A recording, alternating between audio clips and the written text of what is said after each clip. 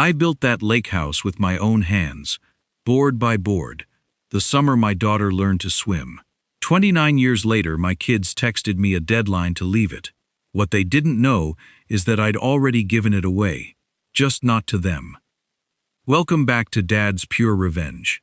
If you're new here, I'm glad you found us.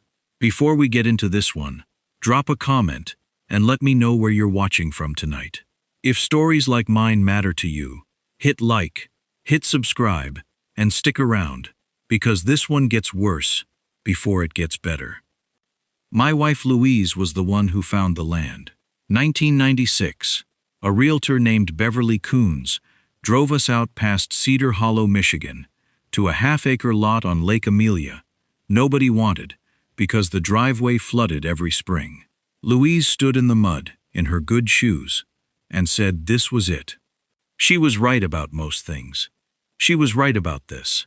She was the kind of woman who remembered which neighbor took their coffee black, and which one was embarrassed to ask for a ride to dialysis, so she just started showing up on Tuesdays without asking. When the Osei family 2 docks down lost their propane heat one January, Louise drove groceries out there in a blizzard and never mentioned it again. I only found out because their daughter told me at the funeral. She kept a coffee can of cash in the pantry, not for us, for whoever needed $20 and was too proud to ask. She didn't call it charity. She called it Tuesday. My name is Walter Nash. Everybody calls me Walt. I'm 67. I taught woodshop at Cedar Hollow High for 31 years, and I built half the porches on that side of the lake, including my own. My flaw, and I'll own it right now so you don't have to guess at it later. I never once asked my kids what they actually thought about money. Not really. I paid for things and assumed gratitude would follow naturally, the way sawdust follows a saw. I never once sat either of them down and said, plainly, this house is not a piggy bank, it's your mother. Louise passed 2 years ago this past March. Ovarian cancer. 11 months from diagnosis to the end. I won't dress that up for you. It was slow, and it was cruel, and by the last few weeks, she weighed about as much as the porch swing she used to sit in. The lake house is the only place I've slept well since. My son Kevin is 38, sells commercial insurance out of Grand Rapids, and has never once in his life asked me how I was doing without a follow-up question about money attached to it. My daughter Renee is 34, married to a man named Todd Coyle, who I've never fully trusted, mostly because he laughs at his own jokes before he finishes telling them. Here's the crisis that started all this, and I'm going to give you the exact night because I remember every minute of it. Saturday, June 6th. This year, 9:14 in the evening. I was on the dock at the lake house with a glass of iced tea, watching a family of loons work the far shore, when my phone buzzed. It was a text from Kevin. Not a call, a text.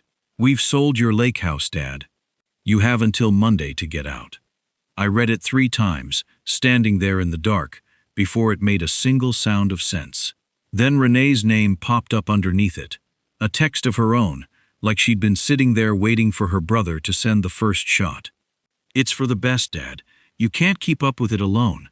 We already have a buyer. Please don't make this harder than it needs to be. I called Kevin. He picked up on the 4th ring, and I could hear a television going in the background. Some ball game, like this was any other Saturday. Figure out where you're staying, he said. We'll help you move the furniture if you want it. Otherwise, it goes with the sale. I asked him whose name was on the deed. Dad, come on, he said. You're 67. You're out there alone 8 hours from either of us. It's not safe and it's not smart. And honestly, the offer's good. We need to move on it. I want you to notice something.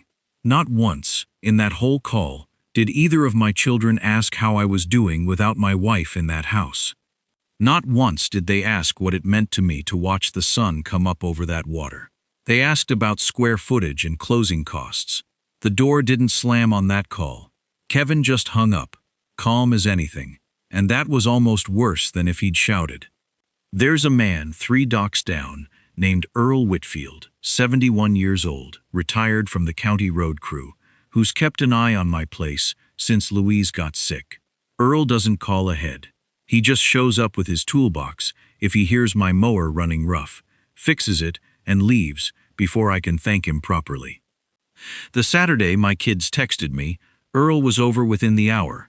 No phone call, just his truck lights coming down the drive, because he'd seen mine parked out front later than usual and figured something was wrong. He always says the same thing when he shows up unannounced. Didn't figure you'd ask, so I just came. That's Earl. He asked what happened, and when I told him, he didn't say a word for a long time. He just sat with me on the dock until close to midnight.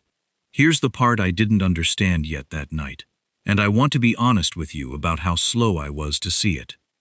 I kept turning the word sold over in my head, like a piece of wood, with a warp in it I couldn't quite place. Something about it didn't sit flat.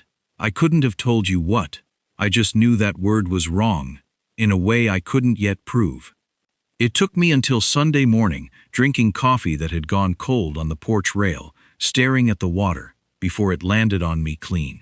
Kevin and Renee couldn't sell that lake house. Not because I wouldn't let them, because as of 14 months earlier, it wasn't fully mine to sell either. Here's what my kids never knew. The January after Louise passed, my hands started shaking bad enough that I dropped a coffee mug 2 mornings running. Nothing dramatic. Early Parkinson's, the doctor at St. Francis Hospital in Grand Rapids told me. Manageable for years yet, but manageable means you plan ahead. So I did. Quietly. I drove into town on a Tuesday, February 14th, and sat down with an estate attorney named Dr. Raymond Cole. Everybody still calls him doctor out of some old habit from when his father ran the practice, and I restructured things. I placed the lake house into a trust. I kept a life estate for myself, meaning I could live there until I died, but the deed itself, the actual ownership, I moved to that trust.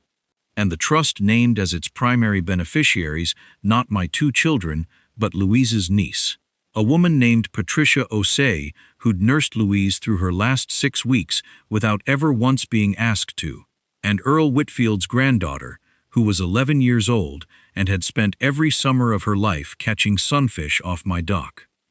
I didn't do it out of spite. I want to be clear about that, because spite makes for a worse man than the one telling you this story. I did it because Louise, in one of her last clear afternoons, told me flat out that whoever kept showing up after she was gone was who deserved what we'd built. She never said Kevin's name. She never said Renee's. She said, whoever shows up. I sat with that for a long year before I acted on it, and when I finally did, it felt less like punishment and more like following an instruction she'd left me. I hadn't told Kevin or Renee, partly because I didn't want the argument. Partly, if I'm honest with you, because some part of me still hoped I'd never have to prove it was necessary. Monday morning, June 8th, 8 a.m. That's when I found out exactly how necessary it was. My phone had been quiet since Saturday night, which should have told me something. Then it started. A missed call from Kevin at 8:03. Another at 8:11. By 9:40 I had 11 missed calls between the 2 of them. By noon it was 29. I let it ring. I sat on my own dock, in my own good blue coat, and let the phone buzz itself flat on the table beside me like a bug that couldn't right itself. Renee finally got through around 2 p.m., and her voice had a crack in it I hadn't heard since she was 9 years old, and broke her arm falling off the dock ladder. Dad, what did you do? The title company says there's a trust. The buyer's attorney pulled out. They're saying, Dad, they're saying we don't have legal standing to sign anything. I told her, calm as I could manage, that I hadn't done anything Saturday. I'd done it 14 months before that, on a Tuesday she never knew about, because at the time, nobody was asking me to leave my own house by Monday. By that evening, the number had climbed to 38 missed calls. I want you to sit with that number for a second, because I did. 38 times, in one day, my children tried to reach me, and it wasn't concern in their voices when I finally answered. It was panic about a closing date. She had no idea, sitting in her car outside the title company that afternoon, just how much that word trust was about to cost her. But she would find out in about an hour, when the buyer's lawyer called her back with the details. Kevin drove out that night. 8 hours from Grand Rapids down to 9. Showing up at my door a little after 11 p.m., with his headlights still on behind him, throwing long shadows up the porch steps. I let him in. I made 2 cups of coffee, one for each of us, the way I always had. He sat across from me at the kitchen table Louise picked out at an estate sale in 2003, and for the first time in longer than I could remember, my son looked at me like he was actually seeing me. "You could have told us," he said. "I could have," I said. "You could have asked me how I was doing before you told me to be packed by Monday." He didn't have an answer for that. My voice didn't rise while I said it. It didn't need to. Kevin's did. Not loud, but shaking, the way a man's voice shakes when he's realizing the ground under him isn't where he left it. He asked if there was any way to undo the trust. I told him no, not without Patricia's consent, and Earl's granddaughter's guardian's consent, and neither one of them had any reason on God's earth to give it. "So that's it," he said.